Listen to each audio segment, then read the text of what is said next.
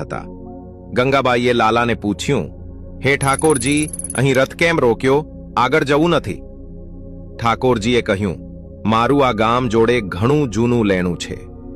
પછી ઠાકોરજીએ કહ્યું, આ ગામના રાજાને બોલાવો। દામોદરજીએ મેવાડના રાજા રાજસિંહજીને બોલાવ્યા। જે રીતે ગંગાબાઈ ભગવાન સાથે વાત કરતા હતા, એ જ રીતે રાજસિંહ પણ એકલિંગજી સાથે સંવાદ કરતા હતા। ગંગાબાઈએ રાજાને કહ્યું, અમે વ્રજથી આવ્યા છીએ, પ્રભુ ઈચ્છે છે કે અહીં જ રોકાઈ જઈએ, શું તમે એમને શરણ આપશો? રાજા રાજસિંહ ખૂબ ખુશ થયા અને કહ્યું કે હું એકલિંગજીને પૂછ્યા વિના નિર્ણય નહીં લઈ શકાય।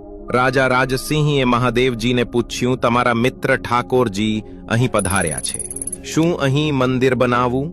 મહાદેવજી હસીને કહે છે, જો મેવાડની પ્રજા એમના નખરા ઉઠાવી શકે તો લાલાને અહીં રાખો, નહીંતર